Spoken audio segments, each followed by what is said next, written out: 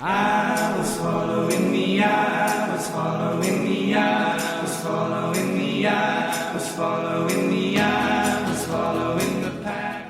Oh, a very good morning and welcome to Saturday Live on this feast of Stephen. Instead of snow, deep, crisp and even, we have the white sands of Mystique stained red in Lady Anne Glenconner's Caribbean murder mystery debut. She is with us. Also, like the Christmas shepherds down from the hills, comedian, podcaster and rambler Adam Buxton's with us. Crowning our festive fun is the Christmas quizmaster Jay Flynn, who not so long ago was sleeping rough, but today is between the covers of the Guinness Book of Records. And when will I see you again? A question for many of us in these days of lockdown, but also the biggest hit of former 3 Degrees Sheila Ferguson. Her inheritance track, A Wait Under the Tree. And so to Jules Holland's double helpings, Because You're Worth It, and your big present still stuck somewhere on the M20. Oh dear. And I turn round and there you go, and Michael, you would fall and turn me white snow. A very warm Saturday Live welcome to all our guests. Lady Anne Glenconner joins us from her home in Norfolk. Adam Buxton's near Norwich and Jay Flynn is in Darwin. This morning's show is pre-recorded, so please don't text or email us. We did, however, ask you a couple of weeks ago for your quiz stories. And Jay, that's because of you, and you are going to be our quiz master throughout the programme today. Let me ask you first, Adam, are you a quiz fan? If so, what's your area of expertise? I am not really a massive quiz fan. News. I am incredibly ignorant, offensively ignorant. You are not. Yeah, I am. Massively. Adam, I have been listening to you for years, and you're what do you call it when people have facts that come out of nowhere, Richard? Annoying. Yeah, you are annoyingly knowledgeable. If you had to choose an area of expertise, what would it be? It is. I am a good team member for entertainment questions and music questions. Quite good on that stuff. Terrible on everything else. If it sounds as if I'm knowledgeable on my podcast, it's because I'm reading facts off a computer. Okay. Stand on the shoulder of giants, Adam. That's the way to do it. Always. Anne, where do your strengths lie in a general knowledge quiz? Well, I absolutely hate quizzes, but I suppose I hope I'm not going to have to take part in this one. No, but my expertise, I suppose, is on the royal family, and quite often people get things wrong, and also boring things that people probably aren't interested now about how you should address people. I've got a special little book. When I was working for Princess Margaret, 34 years, it's quite difficult, actually, to know how to address people in the clergy, actually. Oh, tell me about it. Well, I can think of some choice epithets that you might use, but I don't think they'll be in that little book, Anne. But the one thing, Anne, that you'd be very good at, I think, would be complicated questions of protocol. If you were having a formal dinner and there was maybe perhaps a head of state, perhaps the Pope, possibly an ambassador knocking around, my sense is that you would just know who goes where in the order of precedence, if there's such a thing. Well, I think I probably might, yes. And also the great thing is that at a big dinner, the Queen is always served first. And sometimes that goes wrong when she's abroad or she's with somebody else.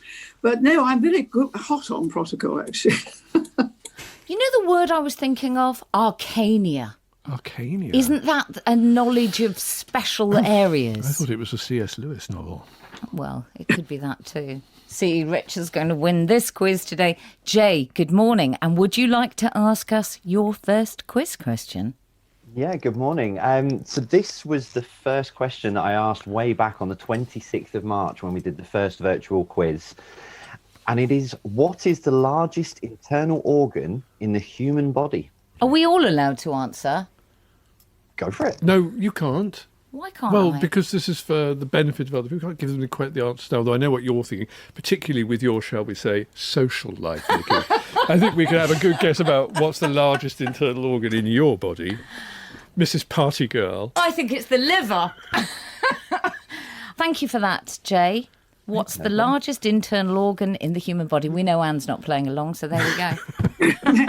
Adam is no doubt standing on the shoulder of giants, i.e. Googling out of vision. No, I'm not going to Google, I promise. That Do you would promise be so that, Adam? low. Very good. Yeah, Okay. yeah. That would not be cool. Well, listen, while we work this one out, let's go. We could speak to Steve Harvey on the phone. Good morning, Steve. Morning, how are you doing? Very well, thank you. It's very nice to hear from you. And you have a little anecdote, a quiz question that came your way when you were in Africa, I think. Yeah, it was 2008. I was safety and security officer for an international charity. I was based in the south of Sudan, this was 3 years before it gained its independence, and it was a dangerous place, as it still is now, sadly. But most of our downtime was spent in compounds in Juba and elsewhere. So when we got the chance to go out to a quiz at a kind of country club for expats one night, we managed to get hold of a driver and went out there. Anyway, the question came up, which is the first animal's name in the Oxford English Dictionary? Well, everybody else was adamant that it was aardvark. Of course, double A at the beginning. Yes, isn't it? Right. Well, I thought, I don't think that's the right answer. And they looked at me rather puzzled. I said, no, surely the first animal in the Oxford English Dictionary has to be the ox. Oh. But when the time came for the answers to that round, the quizmaster naturally refused to accept any other answer than aardvark. Luckily, in the round on African capitals, one of our team knew them all, so we still won the quiz and we got our free drinks. It's an interesting one, isn't it? I mean, it's a steward's inquiry question, but I imagine if I were the quizmaster, I think I might just rule out ox as being a bit too smarty pants. Funnily enough, that was pretty well the phrase that was used on that occasion, Richard. We'll leave Pretty it there, well. Steve. Thank you very much for being in touch with us, and very well done for a very insightful and interesting answer. Comedian, podcaster, audio meister, and now rambling memoirist Adam Buxton had huge success in his paired projects with school friend and now filmmaker Joe Cornish. As the comedy duo Adam and Joe, they had their own Channel 4 series and were much loved on their BBC Six music show. But Adam really came into his own with the Adam Buxton podcast. And if you're yet to listen, the latest episode is a great place to start. It's an hour, perhaps more, with Sir Paul McCartney. Adam, you tell us at the beginning of that episode that you felt that you'd overthought the interview. And I just wonder if that's you in general. Are you very self-critical? Yeah, I suppose so. I'm definitely an overthinker. I mean, it's good in a way to be a little bit analytical and thoughtful, but only to a degree. And I often romp past the degree to which it is helpful. Your book is called Ramble Book, and it allows us into your life growing up in the 80s, well, 70s and 80s. And it's a mixture of funny tales, admissions of mawkishness. There are great stories, music stories, mostly about David Bowie, and some quite raw insights. And I'm thinking in that particular way about your dad. Yeah. What made you write the memoir? An editor at HarperCollins made me. And I've got form as far as undertaking projects that almost get to the finish line, and then at the last moment, oh dear, I just stumble and everything falls apart. So I didn't want this to be another one of those. And after my dad died in 2015, I felt as if I finally had something that I could write about and speak to other people about that maybe they could relate to.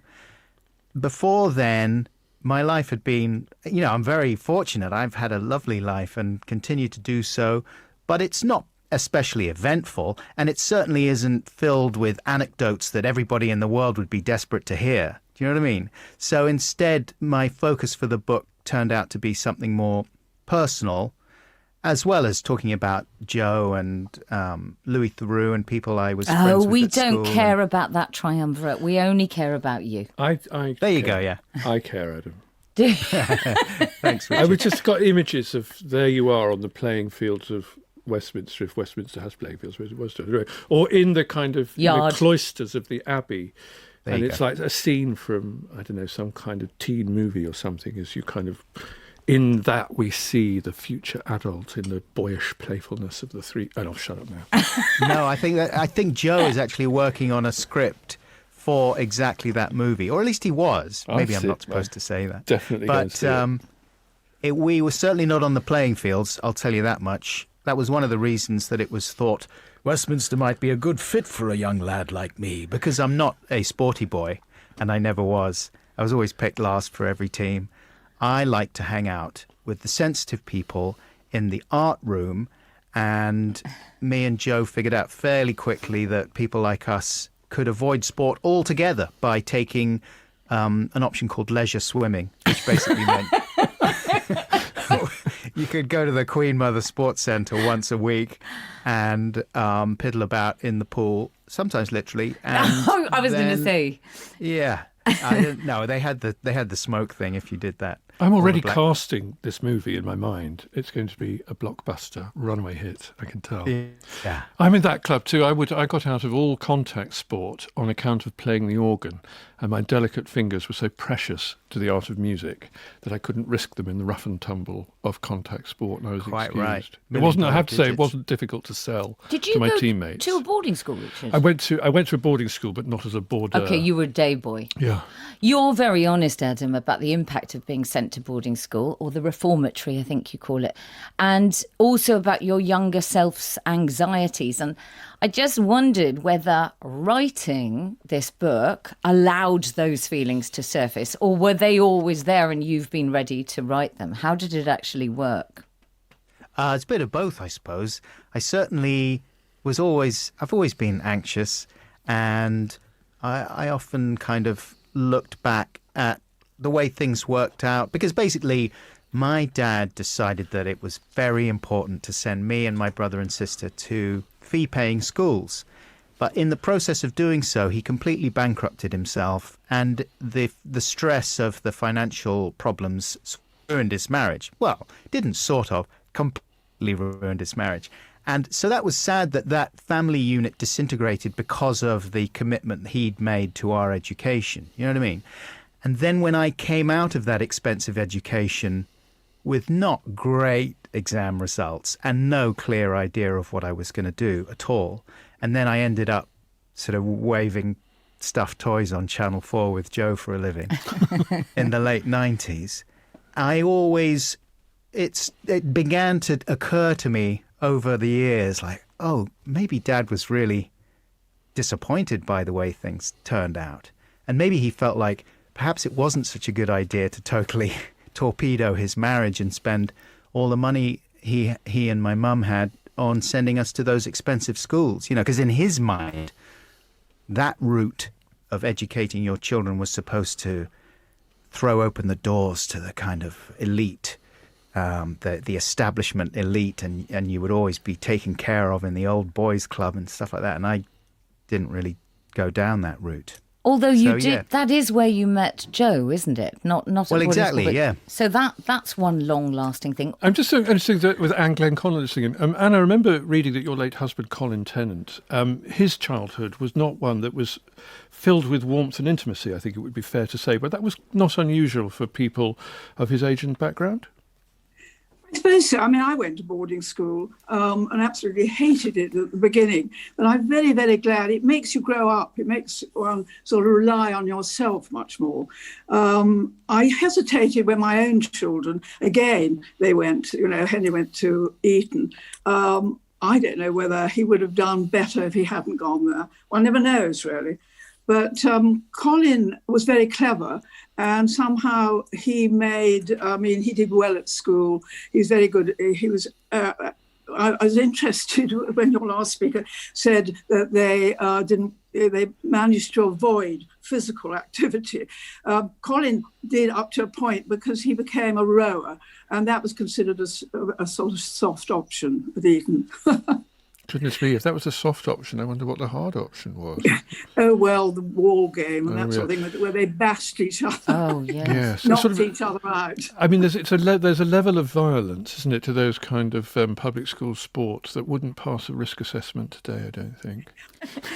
Adam, the relationship with your father is so key throughout your book.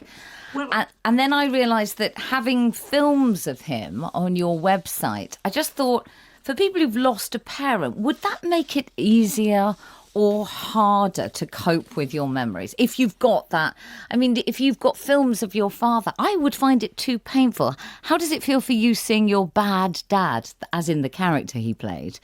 Does it help you? Well, I mean, actually, it is helpful. I always really like it. And I thought the same thing as you, actually, that it might be painful to have all those bits of footage of him lying around. And there was a few months after he died when I avoided looking at them or was careful that they didn't pop up. But now I really like it. It always makes me happy. There's one or two times when it's made me a little melancholy. And I found some rushes of him when we were filming some stuff. We were filming him doing a review of some music videos, and he was reviewing one by Supergrass, and it's a track called Late in the Day, and in it the band are on pogo sticks hopping up and down. And so I said, come on, Dad, hop up, like pretend you're hopping up and down on a pogo stick. He said, all right, this is buffoonery, but I'll do it. And at this point he's 74 years old or something. And so he's hopping up and down in the front room of our family home in Clapham. And I said, you're looking very grim, Dad. Try and smile a bit. Just give us a grin. He's like, a grin? I don't know if I can remember how to grin. All right, I'll try. And I was like, that's not a grin. That's a weird grimace. Come on, do a smile. Do a happy smile. He's like, I honestly can't remember how to smile. And I found this, and it was a moment where it felt as if not only was he expressing how sort of lost he felt at the time, he was deep in his financial woes at that point, but also he was trying to communicate to me something that he otherwise wasn't able to say, because he was from that stiff upper lip generation that just didn't think that talking about those things or admitting those things, especially to your children, was the right thing to do, and that to do so would be letting them down. Well, I think we have the same father, actually. So my father died in 2016, a year after yours, but the same thing. I mean, I love my father, and I know my father loved me, but we were very sort of handshaky. And in the 1980s, he would sometimes fax me, but there would always be a cover note with the fax saying, to Richard from father. You know, that sort of the formalities. Yes. Yeah. You tell a story about your father asking John le Carré for a loan. Yeah. Well, Richard doesn't know the story. Tell us the story. Well, this was when he was deep in his financial crisis, and he was basically struggling to keep my brother at his public school. He was totally out of money, and he didn't know what else to do other than to write to old acquaintances and friends and just sort of beg them for money to tide him over. And one of the people he wrote to was John le Carré. And I found these letters after he died. He kept everything, and he came to live with us for the last months of his life, and he had all his business. I mean, he kept everything. And I didn't even start to go through it until after he was gone, and I'm still going through it now. And I found this big pack of documents that said financial crisis. So he'd kept all this stuff, which is why I feel slightly okay writing about it. At first I worried it might be indiscreet and I would be sort of betraying him by making this kind of thing public. But he'd organised it all, and there was a cover note that said, of interest to anyone should they be writing my life story. So I thought, oh, okay. But one of these letters was this big 3-page begging letter to John le Carré, and he didn't just want the money. He'd laid out schemes for how he was going to repay it. He had various money-making schemes on the go. And John le Carré was someone that he had been at Oxford with. My dad really valued the fact that they were acquaintances. He had all his books and everything. Anyway, le Carré, as you would, I think, just said, no, I can't. It was a very nice, well-worded refusal. But it was so... I just knew how painful it would have been for him to write this letter, aged 64 or whatever it would have been, you know. And he says, I'm so embarrassed at this age. Sorry, Adam. For people to know, your father had been the Telegraph's travel writer, and he'd lived a very, very good life in so many ways and earned good money. Given all of you the benefits, we assume, of great educations, and then to suddenly lose your job and lose everything was really hard on lots of levels, wasn't it? Yeah, it was. But I mean, it didn't help. He just wasn't very good with money. You know what I mean? I think there's lots of those Like people me. out there. One of the other things in the book that a lot of people, I'm sure, will find fascinating is the log that you keep about arguments with your wife. And this comes up throughout the book, yeah. I want to know, I'm not going to give any of the arguments away, is she amused by these entries? I don't know. Maybe. I did run them past her. I said, look, I'm going to include a semi-regular feature in the book, which is a catalogue of some of the arguments we've had. And obviously, it is played somewhat for laughs. I don't literally keep a log of all the arguments we've had. I do. But I do remember them all because I hate arguing with her. I hate arguing with anyone. And it always really upsets me. So it's a kind of humorous spin on those kinds of confrontations that close friends or partners or lovers or whoever have when they're cohabiting, which are usually, you know, masking some deeper conflict that needs to be resolved. But yeah, I ran them past her and she was okay with it. Have you had more in lockdown, Adam? Lots of people I know have reported having these tempestuous rows with their beloveds that seem to come out of nowhere, and I assume a reaction to the extraordinary circumstances we've been living in for months now. Yeah, exactly. It's all just bubbling up, all this stuff that needed to be resolved, and then there's small, trivial triggers. For me, it's anything in the kitchen. I mean, no, I'm glad to say that it hasn't been too tempestuous this year. I think my mum died earlier on this year. So with that and everything else that was going on, I think we've just been a little bit kinder to each other than perhaps we normally would be. I think we're pretty kind to each other. But this year especially, we've just been trying to be a bit more thoughtful. And it's on the whole worked. That's not to say we haven't completely avoided some pretty monumentally pathetic rows about tiny things, usually in the kitchen. Yeah. You create so much music, jingles, ditties, and I know that you have a song for us today. So Yes. Are we going to hear you performing it? Absolutely. As you mentioned, I spoke to Paul McCartney on my podcast recently, which was kind of amazing for me. And he spent the first lockdown recording an album. So that inspired me to write some songs while I was at home. I thought it's got to be pretty easy to do an album at least as good as McCartney 3. And I would like to perform one of those songs for you and the Saturday Live listeners now. Obviously, there's been a lot going on in the world this year.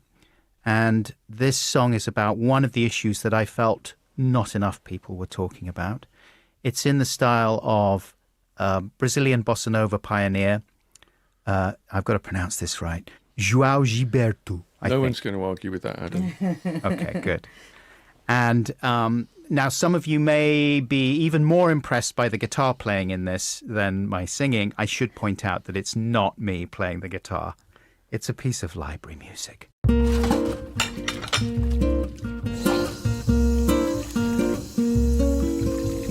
It's my turn to dry the plates. I look for a tea towel, tea towel, tea towel, tea towel, tea towel, tea towel, tea towel. There's a brand new one hanging off the handle of the oven. So I take it off the oven and I start to rub the moisture from the surface of the plate. Oh, but it isn't absorbing any moisture. In fact, it's just pushing all the moisture around the plate. I may as well be using Hessian. It is the least absorbent tea towel that anyone has ever seen. It's like they coated it in plastic. What the fuck? Unabsorbent tea towel, unabsorbent tea towel. Unabsorbent tea towel, unabsorbent tea towel. Tea Tea-tal, tea-tal, tea-tal, tea-tal. Tea-tal, tea-tal, tea-tal. Tea-tal, tea-tal, tea-tal, tea-tal. Tea-tal, tea-tal, tea-tal, tea-tal. Now I got wet plates piling up into a giant wet plate stack. Come on, I got angry people saying to me, how hard can drying some wet plates be? So instead of using the tea towel, I'm going to have to use my t-shirt. What is the actually world coming to? Tea towel, tea towel, tea towel, tea towel, tea towel, tea towel, tea towel, tea towel, tea towel, tea towel. Oh, magnificent. Oh dear. I wish you could have seen us in the studio. We're crying with laughter. But you know what? You've got a point, though, haven't you? Because I cracked out a new tea towel the other day, and there was a sort of shine on it, which perhaps was there to make it kind of shop attractive. But that shine did nothing to enhance its absorbent qualities. On the contrary. Well, get your T-shirt out then. Adam Buxton, thank you so much. You're staying with us for the rest of the programme. Adam Buxton's Ramble book is out now, and the audio version contains great little musical chapter headings too. Let's talk to Jay Flynn. Jay. Morning. Now, lovely, we've had the first question, which has already raised a sort of very deeply personal matter between me and my co-presenter. Can we have your question too, please? You can. Now, this was one of the most intriguing questions I've asked over the last 9 months that had a lot of people thinking and a lot of people shocked by the answer. I love it already. So, which company manufactures the most tyres per year? Am I allowed to say something? Well, you could speculate. I mean, you could throw something into the mix, but what are you thinking? I would have said Pirelli. I would say, you think Dunlop, Michelin perhaps. Oh, yes. But maybe there's like some Indian or Chinese bicycle tyre maker or something that we don't know about. Good point. Because there are, after all, millions of bicycles, aren't there, in Beijing? Yes. Are we going to have the answer to the first question then? The first question was, what is the largest internal organ in the human body? Perhaps you'd like to share with us the answer. You were right. It was the liver. Yes! And by quite a way, isn't it? I remember this because I remember seeing Damien Hirst's sculpture based on a medical model, and you can subtract the organs from the model, and the liver was surprisingly large. Jay, thank you very much. We'll leave people to mull over the question of which company manufactures the most tyres per year. Interesting. And it's time for thank yous now, when we hand over to you so that you can say thank you to someone who did you a good deed once, but one you left unthanked at the time. Today's comes from Wendy Barrett. In November 2019, a friend and I went to lunch at a gastropub in Laleham, near Shepperton, where I live. What happened was that we'd had our lunch, I went to the bar to pay, and a voice beside me said, "Put your card away, I'm paying." And I turned round to see this very smart gentleman, and I said to him, "You can't pay for our lunch." And he said, yes, that's what I would like to do. I would like to buy your lunch. By this time, my friend had joined us, and she too protested, but we couldn't go on protesting. We had to accept graciously with many thank yous. We had a kiss on each cheek from him, and we left. I had no idea who the man was. I mean, there we were, two elderly ladies sitting by the fire, and he did say something about his elderly mother. And the only thing we could think was, did we make him think of his elderly mother? And perhaps for some reason he wasn't able to take her out. So he treated us. We have no idea. The funny thing was that as we were going out, we realized that instead of having our usual kids' fish and chips in this pub, we had the dearest thing on the menu, which was skate. And so that gave us quite a laugh when we thought, well, he could have got away with a quarter of the bill, really. What happened next was my friend I was with very sadly died. And why I would like to thank this man is because not only did he buy us a lovely lunch, but he's given me a lasting memory of that lunch with my friend. It was a lovely memory he gave me. Thank you so much. I want to say one more time that I thank you. This week's thank you from Wendy Barrett. If you'd like to thank someone, there's never too late. Just email saturdaylive@bbc.co.uk. And I would also say, if ever you see me in a restaurant and you wish to pick up the bill for my lunch, it's absolutely fine. I don't think you're allowed to say that, Richard Coles. You're listening to BBC Radio 4 Saturday Live with Richard Coles and Nikki Beattie. And although we're not live this morning, do feel free to email saturdaylive@bbc.co.uk because we will pick them up for our 2nd of January show. Now, Lady Anne Glenconner's marvellous memoir, Lady in Waiting, was one of the sensations of last year. From her childhood at Holcombe Hall to being chosen as a maid of honour at the coronation, her marriage to the famously tempestuous Colin Tennant, entertaining Princess Margaret on the island of Mystique, losing a son to addiction, another to HIV, widowhood, a contested will, and a return to North Norfolk. That is the whistle-stop version. Her new book returns to Mystique, but in the form of a murder mystery. I say a sort of murder mystery, Anne. It's irresistible to look for connections between characters in the book and characters in your life because some of them seem remarkably similar. Well, you're absolutely right. In fact, I mean, the characters are fictitious up to a point. And of course, Lady Blake is me. I've always longed. I've always loved Agatha Christie novels. And I just thought, well, maybe I'm very, very old. And just to go back to the lady who said her lunch was paid for, I long to have my lunch paid for. I'm going to sit, hopefully, in a pub and hope some lovely gentleman will remind me of his mother and pay. Anyway, I just thought that was so funny. But yes, my new book, I think that you are all going through a really horrible time at the moment. And I think to read my book, it takes you to Mystique. Very few people will have the opportunity to go to Mystique.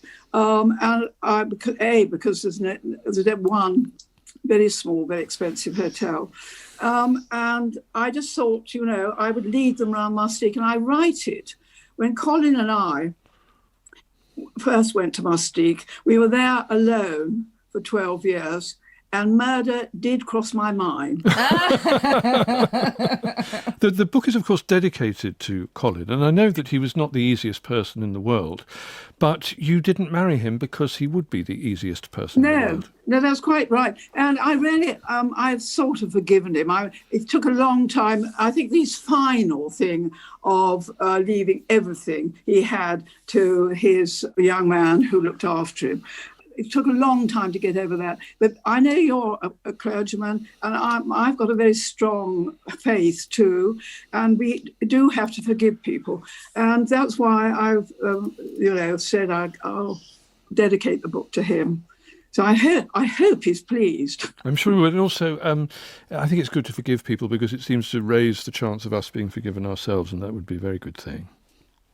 I quite agree. I mean, because of my life, I've had some very amazing things that have happened to me, like being a maid of honour at the coronation, being brought up at Holcombe and all that. I'm very privileged. But I'm not privileged from the point of view that I lost two of my darling sons, and the third one had a ghastly accident and is still quite badly disabled. But I think, especially with Christopher in the accident, I had to forgive the person that took his helmet. I won't go into the story, but until you can forgive people, you can't actually help them.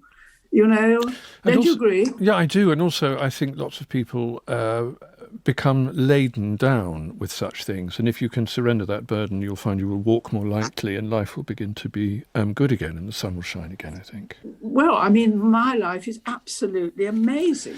I've never written anything, and I'm going to be 89, my next birthday, and I've just never had such a extraordinary time. And one of the things which I think you will appreciate too, I've had letters from all over the world, because Lady in Waiting is being translated into Russian, into Japanese, and it's just gone everywhere. And I get these wonderful letters from people who've lost children, who've got difficult husbands or difficult wives, everything, in fact, that I've been through. And I feel very humble, actually. I write back and sort of, I think the other very interesting thing, Anne, if I may say so, is that your life being long, you live almost in two worlds. The kind of world that you were born into sort of reads almost as Victorian compared with the world we're in now. It was a world of deference. It was a world where people knew their position and so on. And that seems to be very, very different now. I mean, I'm conscious that I'm quite happily calling you Anne, although we've ever met. No, well, of course, call me Anne. The National Health, when they write to you, says, "Hi, Anne." Because what I feel, especially now, at my age, I've been through a lot. I've lived through AIDS, when my son had AIDS, and I've been through a war where we lost fathers, brothers, young men. We were rationed. I was always cold at Holcombe. I mean, there was absolutely freezing. There was ice on the inside of our windows. And we used to put our clothes in the bottom of the bed and dress in bed, because it was so cold. That's an interesting thing. It's about temperature. Yes, I mean, it just seems to me that there was something. Sometimes when you write about your childhood, your family, sometimes when you write about Colin, your late husband, there is a sense that there's sort of iciness sometimes about people, a kind of an emotional tightness, a hardness that's very much contrasted with the warmth, literally, of Mustique. And a particular relationship with Princess Margaret, a notoriously tricky person, if what we read about her is to be believed. But she comes across as a much more complex and interesting and amiable person in your recollection of her. Well, yes. I mean, I was with her for 34 years, and I happened to live with her at Kensington Palace for 1 year. And I mean, she was a tremendous friend of mine. And I really mind, partly the reason I wrote my book, actually, funny enough, I won't go into who wrote another book about her that was monstrous, that I just felt I wanted to put the record straight. And I think I have, actually. A lot of people realised that she was a very different character. She's a wonderful friend to me. And, particularly when Henry had AIDS, because quite a lot of my friends, I didn't blame them. They didn't want to come and stay. They sort of made excuses. But she always came. She brought her children. When she saw Henry, she hugged him. She came to the Lighthouse, which was a place in London for young men who had AIDS, and she wasn't so huggy, but she used to make them laugh. And they were really, Princess Margaret and I used to go a lot. And she used to just sit in the room and amuse them, talk to them, So, Anne, you mentioned the monstrous portrayal of Princess Margaret in another book. How do you feel about the various incarnations of her in the TV series The Crown? I knew you were going to ask me that. Somebody had to, didn't they? Somebody had to. It makes me so angry. Well, I mean, not only Princess Margaret, but Prince Charles and the Duchess of Cornwall. Just some. I did watch, because I'm in it. So I thought I must watch the bit that I'm in. And it was at Glen in Scotland where Princess Margaret first met Roddy Llewellyn. Well, in The Crown, it's some ghastly country club, and we're sitting by a swimming pool with very little on, and I'm pimping for Princess Margaret. I'm saying, "Do you like that young man over there?" Well, it was so absolutely untrue. I mean, in fact, she met Roddy having tea in Edinburgh at a cafe.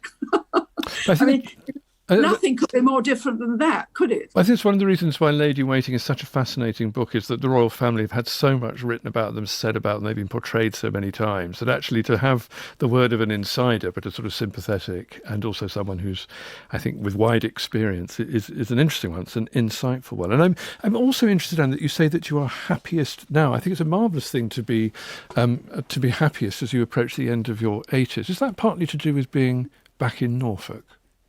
Well, it's partly that. It's partly that. I mean, nothing else, I hope, will ever be as bad as what I've been through in life.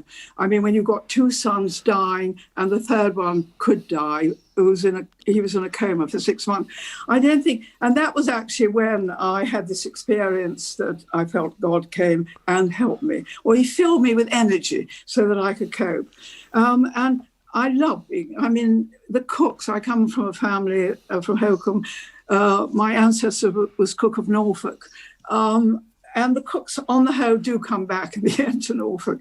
And partly I feel so happy is that I got wonderful grandchildren. I got 2 great-grandchildren. I just feel very happy. In a way, I feel that, I mean, you're a priest, a clergyman, you will understand. I just feel God's on my side now.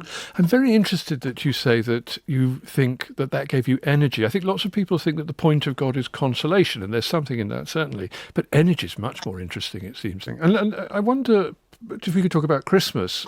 Is Christmas a bittersweet experience for you, especially seeing as you mourn the loss of 2 of your sons and the injury of another, and a husband too? Or do you find Christmas is something that you also enjoy? Oh, I love Christmas. Absolutely love it. Colin, anyway, hated Christmas for some reason. He never liked it. He always behaved extremely badly at Christmas. He always had a tantrum or everything was wrong. So I don't miss Colin at Christmas. But I just feel so blessed, actually. I really do. Do you miss the Grenadines? As I was thinking today, under the leaden skies of England in December, that the thought of the sapphire skies of the Caribbean and the white sand beaches. Yes. You're absolutely right, because we've had wonderful Christmases in Mustique, where the children weren't at all sure at the beginning whether they wanted to go to Mustique, because they were used to Scotland with snow and tobogganing and all that sort of thing. Anyway, we had wonderful Christmases then. We hacked a piece of sort of palm tree and used that as a Christmas tree. And Basil, who's very famous, he runs Basil's Bar, Mustique, dressed up as Father Christmas and used to come in by boat with all the presents. And some wretched little man was made to be his elf,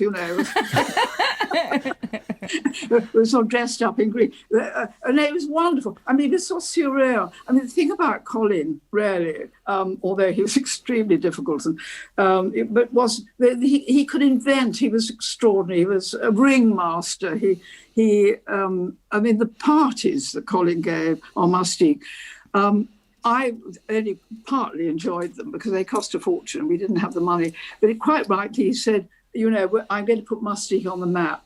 And to do this, if I do a tremendous party like he did, and he got Robert Mapplethorpe to take the photograph, he got Bianca Jagger, it was extraordinary. I have been so lucky in a way. I have a little boring life. Murder on Mystique by Lady Anne Glenconner is out now. Do please get in touch with this programme in the normal way with all your interesting thoughts, impressions, fleeting, enduring. It's up to you. Rosemary Griffiths has been in touch on the subject of quizzes. My 6 adult children, she says, my sister and I enjoyed many lockdown family quizzes. The first anniversary of my husband's death at the age of only 59 was at the end of April. We'd all been dreading the day, especially as we couldn't be together. Instead, we held a Chris/Dad quiz. Everyone dressed up to represent him and surrounded their screen space with objects with memories. I then did a quiz designed to reminisce and remember the wonderful family times we had together and recall special memories of laughter and ridiculousness, my husband's trademarks.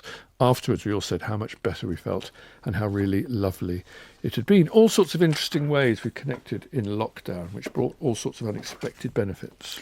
We have a caller who has something to tell us about quizzes. Marion, good morning to you. Good morning. Tell us your quiz story. Well, we're going back a good half century or more now, but it was a young people's sort of conference, week away, and I would be in my mid-teens, I think. So there was a quiz one evening as part of this week, and there came a question. And the question was, what is your olfactory sense? I had no idea. I had never heard this word before. In fact, I thought it was 2 words. I thought the question was, what is your old factory? And so I did a bit of quick thinking, well, okay, picture myself back in one of the dark satanic mills of the Northern Hills, and what would I notice most? And I thought, I guess it would be a pretty pungent smell.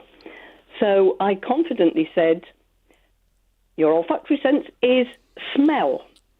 And I was so astonished when I said, yes, that's correct. You get the point for that. So it was a wonderful example of how you can be right while having not a clue what you're doing. Because a stopped clock is right twice a day, isn't that right? Marion, thank you so very much for your call today. And we're talking about quizzes because we have a quizmaster on the show this morning. We don't only have a quizmaster, we have the mighty Jay Flynn. Hello, Jay. Hi. Jay, you've been absolutely tormenting people listening to the programme with your last question, which is, which company manufactures the most tyres per year?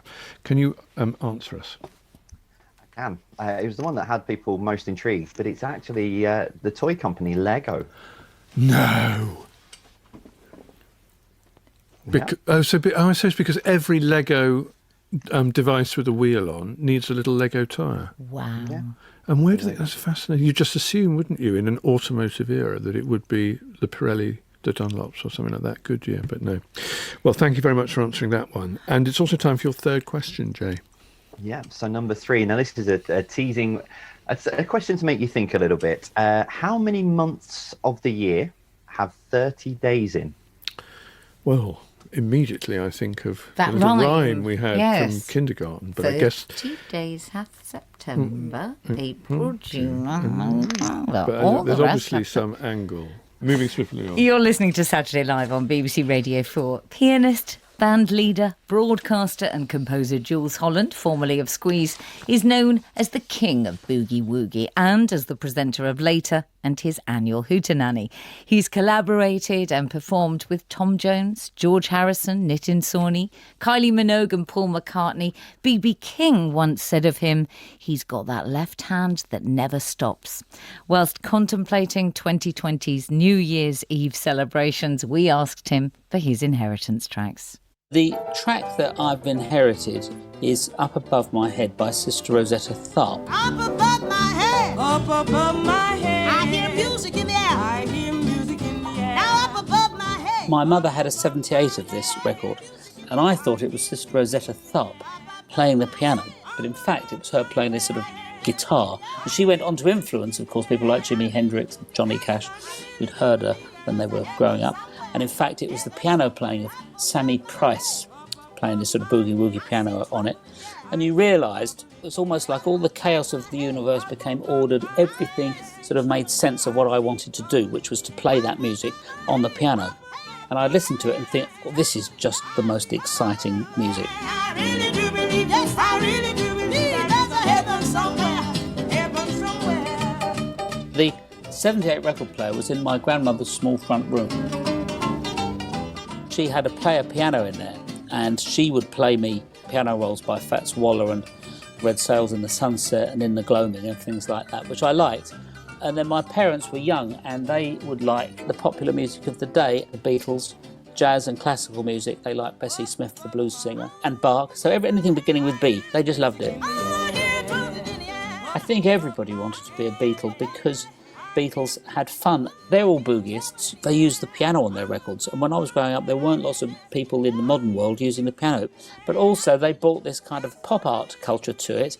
So I would like to have just been their fifth Beatle that was the piano player. But Billy Preston got that gig, so there we are. I see trouble in the air, I see trouble in the air. Both of my parents were very interested in the arts, quite bohemian. They liked painting and music. My father took me to the National Gallery when I was small. I suppose the 8-year-old me was fairly precocious. I sort of already knew it all as a child, so I didn't need to study at school, which of course I didn't. I'd sort of wear dark glasses and be smoking and making jokes and things. Blackheath was a great place to grow up in, really, because at the time the docks were still there down in Greenwich, and there was like a lot of industry, and the old pubs along the river were great. I used to play the piano in a couple of them, playing things like the Sister Rosetta Tharpe music, which went down well.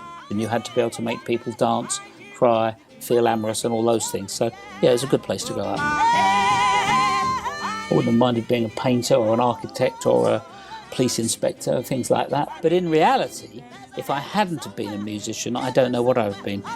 Every young band sort of dreams that they're going to be a success and have a hit and everything. And I think when we were young and in Squeeze and we had one, we just couldn't believe it. All of the mums and dads were delighted because I think they probably all thought that their children weren't going to be very much good at anything else. And so I think they were all really pleased and probably mostly relieved. There used to be a phone-in on Capital Radio. My grandfather would ring up 10 times a day and he'd say, I want to pick my record at Squeeze, at the junction. Thank you. And I thought, after he's rung 10 times, they've got to recognise his voice and realise. But it didn't stop him. And our record was played a lot. So, yeah, great. And I think anybody's granddad would do that, wouldn't they?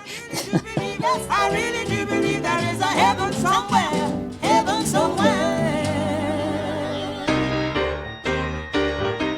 So the song that I'd like to pass down is about the song, but it's also about the person singing it.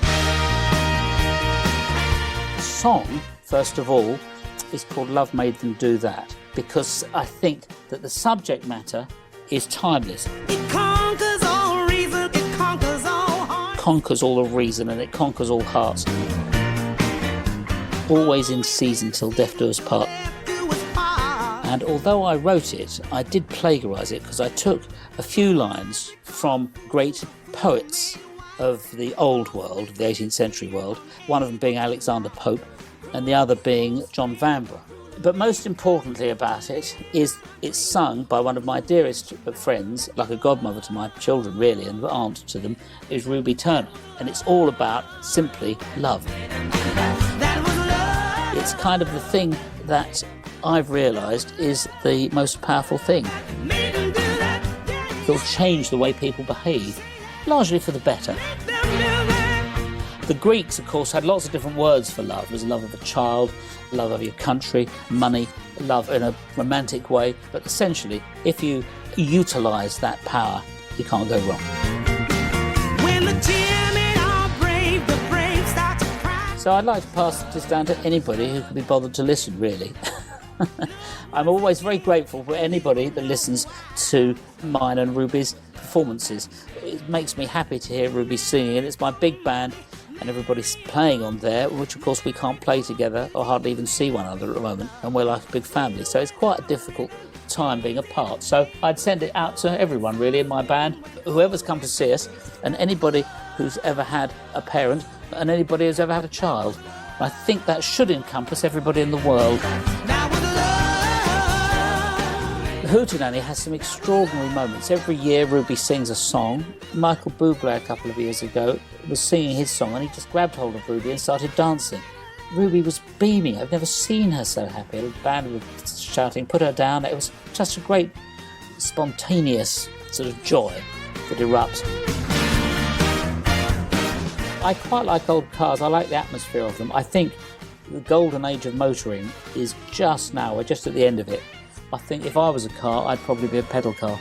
They're rather fun and cheap to run, like me. The perfect Saturday for me would be getting up and going to the next show. And normally there's enough time to look at something interesting along the way, a garden or a megalith, stately home. And so that would probably be my normal day out. But because we're not doing shows, I have turned into the sort of person I imagined existed in the 1950s. On a Saturday morning, you get up and put a polo neck and a sports jacket on and take the dog for a walk. So I've just got to get a polo neck, a sports jacket and a dog.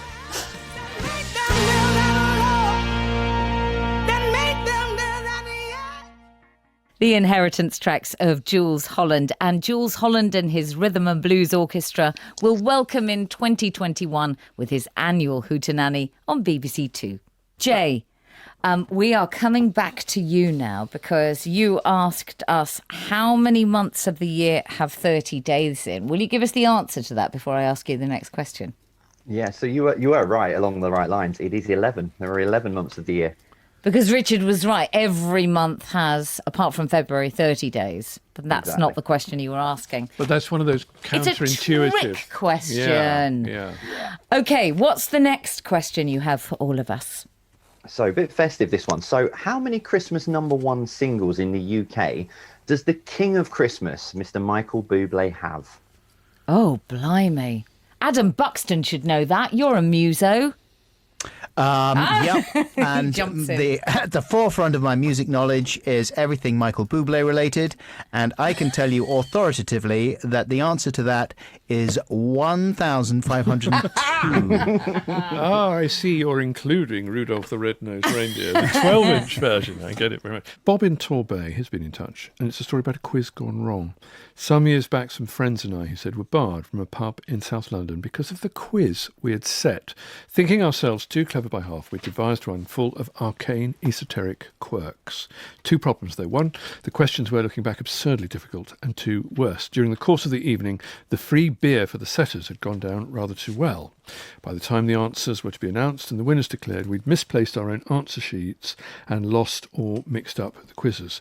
When the landlord appeared, he'd been snoozing upstairs, there was a mini, and I suppose rather a polite, riot, with people leaving the pub and no winners announced. I can still hear the landlord's gnarled voice snarling, "You're barred," and he meant it. I can only hear that in the sound of Peggy Mitchell. Barbara Windsor. The late great Get out now. my pub. Now, you're listening to Saturday Live with Nicky Beattie and Richard Coles. We're joined today by the comedian and writer Adam Buxton, by memoirist and murder mystery writer Lady Anne Glenconner, and by quizmaster Jay Flynn. More from him later, plus inheritance tracks from the 3 Degrees Sheila Ferguson. But first, the news.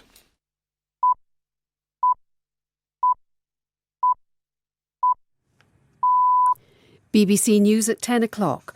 Millions more people have been waking up this morning under harsher coronavirus restrictions after further rules came into force in the UK.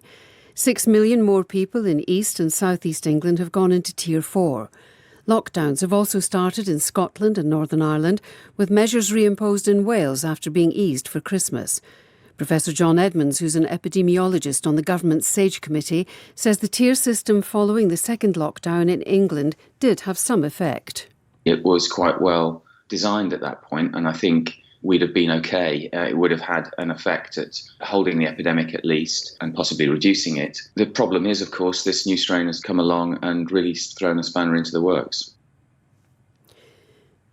The Transport Secretary, Grant Shapps, says more than 4,500 of the lorries caught up in delays in Kent have now crossed the Channel. France closed its border last Sunday because of the discovery of a new COVID variant in England, insisting all drivers show they're clear of the virus before travelling. Mr Shapps said 10,000 drivers had now been tested, with only 24 proving positive. Andy Moore reports. The backlog of vehicles is slowly beginning to clear. Thousands have crossed to France, but thousands remain at the disused airfield at Manston and along the M20. More vehicles are said to be joining the queue every hour. Drivers have been getting rapid lateral flow coronavirus tests. The percentage testing positive is about 0.25%. The rate in England as a whole is just over 1%. More than 1,000 military personnel have been administering the tests and helping provide welfare to the drivers. Some of them have been stuck for several days now. People living in more than 1,300 properties in Bedfordshire have been urged to leave their homes as water at the Great River Great Ouse continues to rise. Fire crews used boats to rescue people throughout Christmas Day. The Mayor of Nashville's praised police officers who evacuated residents before a camper van exploded in the early hours of Christmas Day. The vehicle had been broadcasting a recorded message warning a blast was imminent. The city's police chief, John Drake, said they found what could be human remains. We have found tissue that we believe could be remains, and we'll just have that examined, and then we'll be able to let you know from that point. We have not received any threats whatsoever. I was total surprise as when I got the call this morning. I thought it was going to be a camper. Someone was trying to keep warm. It was a gas leak, and it was an explosion. As I got more updates, that's when I found out it was intentional. Scientists in the UK are working on an experimental drug they hope will offer emergency protection against COVID-19. The antibody treatment developed by AstraZeneca is designed to be given to people who've been exposed to the virus to stop them developing it. George Blake, a former MI6 officer and Soviet spy who worked for the Soviet KGB during the 1950s before fleeing across the Iron Curtain, has died. Russian news agencies say the 98-year-old sincerely loved Russia and admired its people's achievements during World War II. BBC News. Welcome back to Saturday Live with Richard Coles and me, Nikki Beatty. And although we're not live this morning, do feel free to email saturdaylive@bbc.co.uk because we will pick them up for our 2nd of January show. If you've only just joined us, you've missed Lady Anne Glenconner and the Inheritance tracks of Jules Holland, but you can catch up with all that later via BBC Sounds. Still with us this morning, Jay Flynn, who went from being homeless on the streets of London to creating the hugely popular Jay's Virtual Pub Quiz. He's quizzing us today, and Adam Buxton, podcaster, comedian, actor, director, and now rambling memoirist. Jay, what is the answer to the Michael Bublé Christmas number ones, please? How many Christmas number one singles has the king of Christmas, Michael Bublé, had? He's not had one. Shut up. Ah, a trick That question. cannot be true. In the UK, he hasn't had one. No. Do you want to give us your 5th question then? Yeah, so moving away from festiveness. So question number 5, which artist saw their work shredded just after it had been sold? I know. I think I know too, but listen, we're going to leave that one with the listeners, and we'll come back to you with the answer to that in due course. But let's talk, shall we, to Jane Brooke. Hello, Jane. Hello, hi. It's very nice to hear from you, and you're going back to your school days with your quiz story. Well, yes, actually it was our children's school days. So many years ago, when they were at primary school, we had we organised a quiz for the PTA, and we had a really hilarious round of nature sounds. So what we did was we had a BBC tape from the Wildlife magazine, and we played them extracts of different animal noises. We gave them the list of noises, and they had to match the animal sound to the list. So it was really funny because as the round went on, everybody got a bit more hysterical because there were some wonderful gems, such as the screams and other calls of a horned toad, belching and clunking of northern elephant seal bull. I particularly liked the display calls of the black-bellied bustard, but my absolute favourite was Leach's petrel singing in a burrow. So we got to the end of the round, and everybody handed in their score sheets, and we found that not a single table had scored a point. Not a single point, Jane. Not a single point was scored, yes. Do you know, I think points would have spoiled it, because I'm just imagining those sounds now, and it sounds like a total delight. Thank you so much for getting in touch with that. Soul diva Sheila Ferguson, who's lived in the UK since 1980, was born and raised in Philadelphia. She shot to fame as the lead singer of the 3 Degrees, and when the group went their separate ways, her career continued both as an actress and as a singer. On stage, her musical theatre credits include Fame, Thoroughly Modern Millie and Oh What a Night. She starred in pantos in some of Britain's finest theatres, and on television you may have seen her in I'm a Celebrity, Get Me Out of Here and The Real Marigold Hotel. She's seemingly tireless and is still working at the age of 73. She's also the best-selling author of Soul Food, a definitive history with recipes of Black American cuisine and culture. Let's hear the Inheritance tracks of Sheila Ferguson. The first track I inherited is a track called What Are You Doing New Year's Eve by Nancy Wilson. The first album I ever bought was Nancy Wilson at the Coconut Grove. And I used to rush home from school and sing to her in the vestibule because the acoustics were so good in there. Maybe it's much too early in the game. And one day I got busted. My dad wasn't at work. I thought the house was empty. And he actually heard me and he said, sound pretty good, sound pretty good. What are you doing New Year's? New Year's Eve. So when I discovered Nancy Wilson, and I just wanted to be her, and I wanted to use the diction that she uses and the way she phrases things. When it's exactly 12 o'clock that night. I was in high school and I had a crush on Marvin Gaye. And I thought, well, if my dad and my family think I can sing, if I sing for a while, maybe I'll meet him And then my dream would come true. You know what a 14-year-old crush is like. And my first gig ever in life at the age of 14 was at the Apollo Theater in Harlem. And my name was at the bottom of the bill, and Marvin Gaye's was at the top. I only thought I was going to sing for a minute just to meet Marvin Gaye. But the thing is, once I met him, the crush was gone, but the love of the maddening crowd entered. My childhood was very interesting because my mother was mentally ill, and during that period I was shunted from relative to relative, and it was a very difficult time. I had to blend in and learn how to meld into different families, different aunts, different uncles, different schools, and always being the new kid. And also in the 50s, I was bused to an all-white school. It wasn't the children who were racist, it was the teachers. I mean, in English literature, Mrs. Wilson, I'll never forget her name because I always wanted to get back at her. If I was the only hand that was raised in the classroom, she would still never call on me. And having to keep your grades sky high to be able to integrate the system are something that I very much instilled in my twin daughters. Education, education, education. It's like when I told my dad and I were playing Scrabble, I think I was in my 20s before I could beat him. And one day I said, Dad, I think I'm going to become a singer. And the whole Scrabble board went flying off the table. And he said, we can all sing and dance. What's your real job going to be? So that was kind of the attitude of the African-American family at that time in the 60s. One little chance. Here comes the jackpot question in advance. When I hear the song now, I always think of all the pantos I've done over the years where I was so far away from the family I couldn't get to see them. So I would listen to it alone a lot. And I would always think of my family and the loved ones and the people I couldn't be with.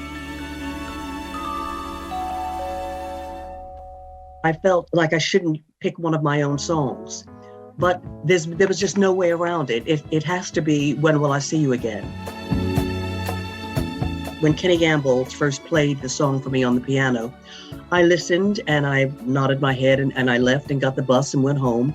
Threw a tantrum, told my manager I'm not singing that. It was just so simple that I thought it didn't take any talent. And so I had another meeting with Kenny and he said, Sheila, trust me, you don't have to be screaming and yelling like Aretha Franklin. You just have to have a sound, and you have a sound. When will I see you again? I haven't seen my mom or any of my relatives in Philadelphia for over a year now, obviously. And whenever I would leave my mom, she would always say, when will I see you again, Sheila? And it always was kind of a joke, but now it's really deadly serious. All my relatives now are in their 90s. My oldest aunt is 99. And I think to myself, when will I see you again? And it kind of has, it has a very deep and personal meaning to me now.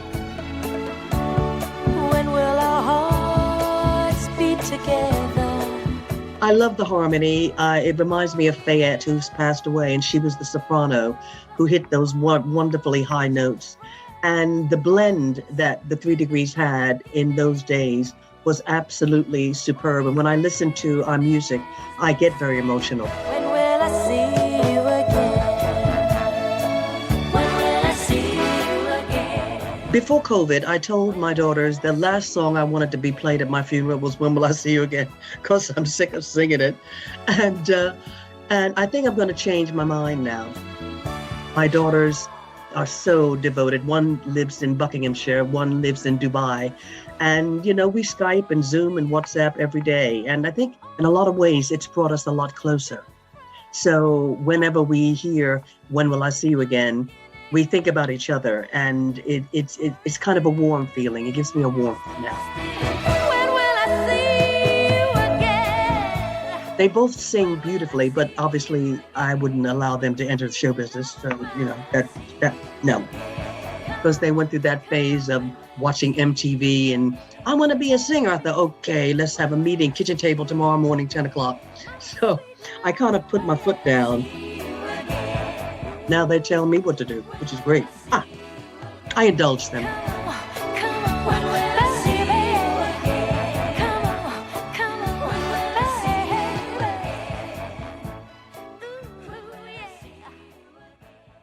The inheritance tracks of Sheila Ferguson, and Sheila's performing in We Need a Little Christmas in support of shelter and crisis, which is streaming now until the 1st of January. Now, if Joe Wicks's sinewy body and lustrous locks were not achievable this lockdown for you, you have my solidarity, friend. Perhaps Jay Flynn's quizzes were. His virtual pub quiz was a huge hit, kept our brains limber, won him a place in the Guinness Book of Records and an MBE in the Queen's Birthday Honours, not least for raising more than £750,000 for charity. A major plot twist in the story of his life too. In his 20s, he was sleeping rough on the Victoria Embankment. Jay, I'm wondering, do you think quizzes are born or made? Do you think there's a certain kind of person who just gets it? It's just such an institution, from our local community pubs to the amount of times that we spent with family playing things like Trivial Pursuit. I think it's something you definitely grow into. Many hours I've wasted playing quizzes, let alone presenting them. So. You I had a Spanish friend staying for me once, and we went along to a pub quiz, and he was utterly baffled by it. He said, "Do you know, Richard, only the English would." I'm sorry about his accent. He said, "Only the English would do this. Nobody else would do this." And do you think that's true? It is a very British thing. Yeah, I mean, it's starting to get across the pond to America, and this sort of trivia quizzes popping up all over there now, and I think that's kind of what's happened over the last 9 months. It seems to have been something that everyone's used to get together with people, and you don't have to be massively intelligent to do a quiz. You don't have to know the answers, but you might learn something along the way. And a very good way of connecting with people when our normal means of connection are curtailed because of a pandemic. What about fighting with people? Richard and I have been fighting this morning before we even got into the studio, saying, do we have a buzzer, jumping in on top of each other? I mean, that's all part of it, isn't it? Oh, I mean, that's our competitive spirit. We always want to be number one, don't we? And, quizzes play into that. And it was also a way of saying, look at me, I'm more intelligent than the other. When I had the pub, I always used to make them as interactive as possible. I wanted people sort of, mocking the other people on the other side of the room, saying, well, you got that, you didn't, kind of thing. And it just plays into the spirit of it. And where was this interest born in you? What was it like growing up, Jay? I mean, I wasn't one for, sort of sitting down and rushing home to do my homework. I'd rather look into other things and, here's a load of maths equations, or sit there and read a book about, World War II or things like that. So it was always a thirst for knowledge, I think, but actual knowledge rather than educational knowledge. And, sort of working out how things work. And that's sort of the route I went down. And as I got older and realised that the quizzes were a thing, it became more and more a part of my life. I sense also that there were people who were very influential in that along the way, your grandfather in particular. Yeah. My grandfather was my father figure. My mum was a single parent raising 2 children. We lived with our grandparents, and my grandfather, he tragically died when I was 16 years old, but he was for all intents and purposes, he was my father. He raised me, he took me to work with him. He worked in cinema for many years of his life, right up until pretty much his retirement. And he showed me the way of the world, and he educated me. And whenever we were out driving, delivering films to hotels for people to watch, he'd sit there and quiz me on things, and we'd always be listening to like Radio 4, and he educated me on things like the Now Show and stuff like that I still listen to now. So it's interesting, it's not just book learning, is it? It's just having your antennae tuned to all the stuff that's happening in the world and picking up what you can. Yeah, and that's pretty much how I write my quizzes now. I've got a notepad that sits in the car, and I'll see something. I might see a lorry with a random name, think, I wonder what that's all about. And, I'll write that down and have a look at it later, or I'll have a conversation with someone. Do you ever do the thing where you think, well, if I'm thinking that, everybody else must be thinking it too? And then when you ask the question, you realise that you are, in fact, the only person who has ever thought that thought or ever noticed that anomaly. Well, I've always been of that mindset that if I'm doing something, there's 6 billion people on the planet, someone else must be doing this at the same time. And, there's, 2 other guests with us this morning. So that proves the theory that there are people also recording a radio show right now. But yeah, I think the Lego question is a brilliant question. It's not something you naturally think of. And the fact that I stumbled across that fact and then shared that with over 100,000 people that all went, Oh, yeah. It's quite a nice, pleasing thing to do. You're going to get a job on QI before long, I guess. The anomalies in your own life are also interesting, if I may say so, Jay. You had this extraordinary experience in your 20s when you were not only homeless, but actually rough sleeping for a while. Yeah, it was from a relationship breakdown, which wasn't. It led to some very, very bad mental health. And instead of putting my hand up and asking for help, I just didn't trust anyone around me and couldn't trust my own mind. So felt that I'd be better off on my own, but didn't really think it through. And for 2 years, I found myself sleeping on Victoria Embankment, which I called it number 3 Riverside View. But it was, people wake up to that view that it could cost them millions. And I had a beautiful view of the London Eye and, all the way down the river. But it was the 2 hardest years of my life that have grounded me and turned me into the person that I am today. I think when it does happen to people, it's shocking how few steps it takes to find yourself in those circumstances, and also how difficult it is to get out of it. How did you manage to get off the Victoria Embankment and into accommodation again?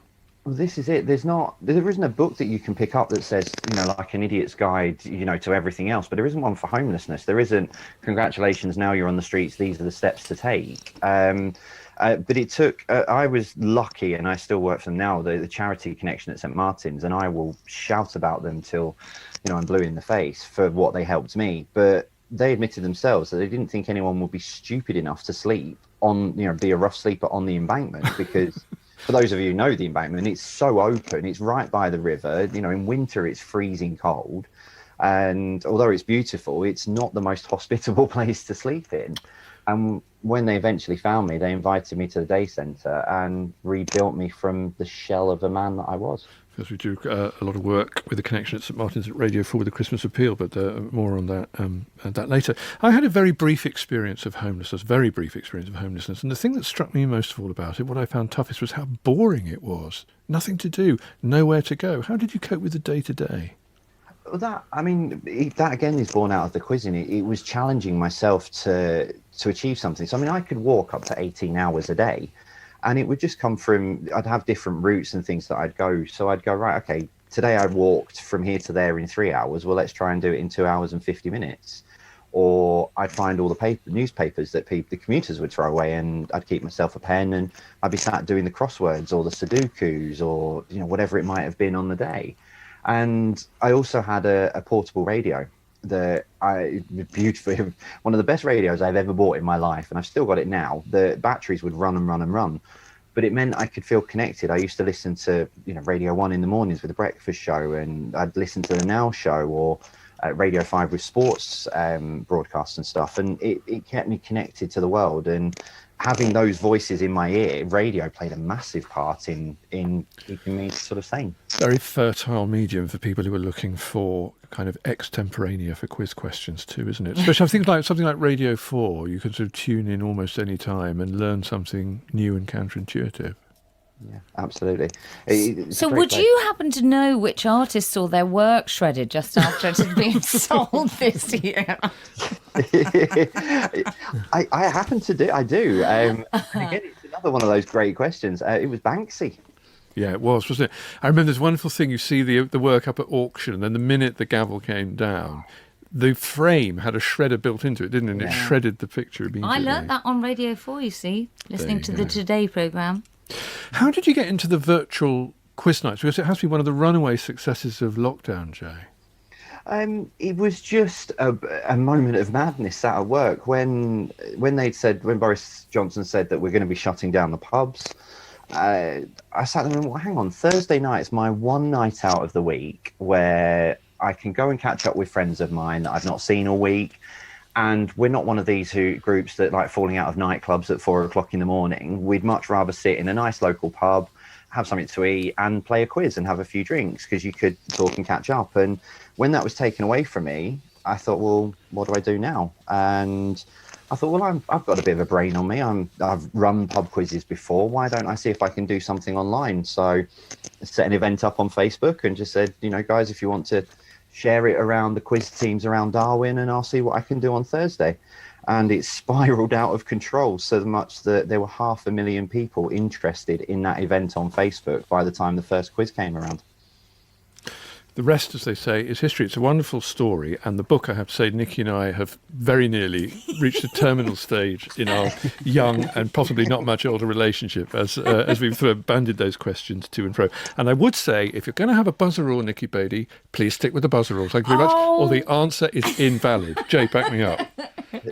Yeah, no, you are right on that one. I'll back you up. Okay, then, Jay, do you both have to have a separate buzzer sound? Because we were both going bzzz, and then it's indistinguishable, you see, although Richard reckons his timbre is better. Just walk away, Nikki, walk away. Jay Flynn, thanks very much. Hey, Jay, we've got another quiz question, haven't we? Sorry, your last question, I forgot about it. It's my last one. And this is one that people think they know, but maybe not necessarily.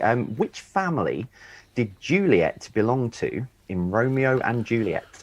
Well, there's a short list of two, isn't there? But I wonder if people know which one it is. Should we leave people to think about that for a second? Yes. OK. Meanwhile, Jay, thanks very much. Jay Flynn, the pub quiz book is out now.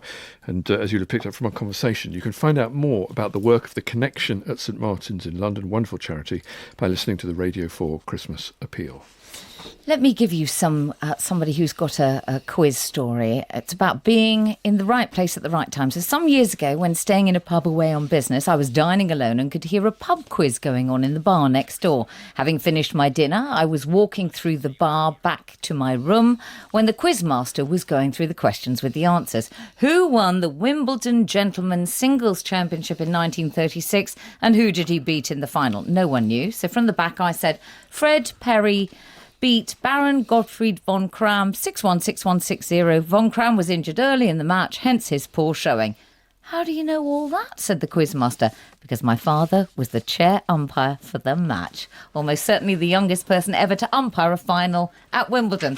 That is being in the right place at the right time, isn't it? Absolutely being in the right place at the right time. Now, I wonder if we know from Jay, which family did Juliet belong to in Romeo and Juliet?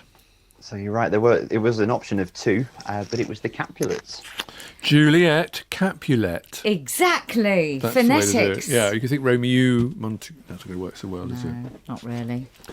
I've got one for Adam. Come on, then. Hey, Adam, are you Team Montague or Team Capulet? What do they stand for? I don't really know. I mean, there's not a lot in it, but I suppose that's the point, isn't it? The narcissism of small difference, as Freud would said. That's the most intense hatreds we have for those who are like us, not unlike us. Where am I going with this? I tell you what, though, I've got a question, because, you know, probably a number of people will be eating. Why are you laughing? Lots of people will be eating leftovers today. Cheese is always the last thing to go in my fridge because I always think I'm going to eat loads of cheese over Christmas and then I don't. You don't even like cheese. Is that right, Adam? Yeah, I don't like cheese. But why? Well, it reminds me of death, and it smells to me. Funny. I know exactly what you mean. I've got a camembert. I like my camembert very high and ripe, and I have to say I had them. I've got my bubble buddy staying at the moment, and he came round the other day and he walked in and he actually thought that maybe a badger had died under the kitchen or something because it smelled so bad, but it was delicious. But is there no cheese that you will eat, Adam, or have on a plate? There was a brand of cheesecakes that came in a glass ramekin. Oh, I know them. Oh, yes, I know them too. 2 letters. With an umlaut. I went through quite a long phase of eating those on a regular basis. I now have, well, it's an entire cupboard that is stuffed with those ramekins because I thought, I better hang on to these because they might be useful one day. And they've had a couple of tea lights in them. Adam, they've been used as ashtrays, but that's about it. Can I pile something into your ramekin and see if it raises your appetites? Now, this is That's the best thing anyone's ever said. What you need to do, and this is a trick I learned in Yorkshire, is take your Christmas cake and then have it with a slice of Wensleydale cheese. And there's something about that slightly bitter, salty, just the slightest hint of decay about the Wensleydale. And the richness and the sweetness and the fruitiness of the Christmas cake, it's a sublime combination, and I recommend it to you wholeheartedly. I mean, that sounds great, but what I might do instead is just pop one of my dog's turds in there, and no. I think that might do the job. Sorry, that's offensive, and I apologise to the listeners for saying that. Does this mean you don't even eat pizza? Yeah. I mean, if I was really a massive massive snowflake, then I feel as if I could go around getting offended by the offensive questions people ask me about my dislike of cheese. What, you don't even like pizza? No, I don't, because it's got cheese all over it, so I obviously don't like pizza. Thank you very much. I'm glad you got that off your chest, Yes, Adam. listen- I feel like a lifetime's burden of resentment. You know there. what? Just finally on that subject, I envy the cheese-loving community. It looks like one of life's great pleasures. I'm being sincere.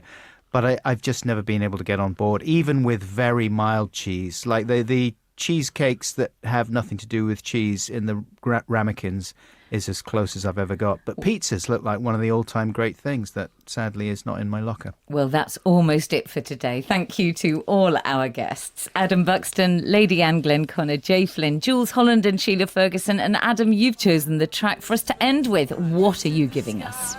This is a cover that I performed with Gaz Coombs of the Mighty Supergrass. We did it a few years ago for a TV show, but it is a version of Greg Lake's I Believe in Father Christmas.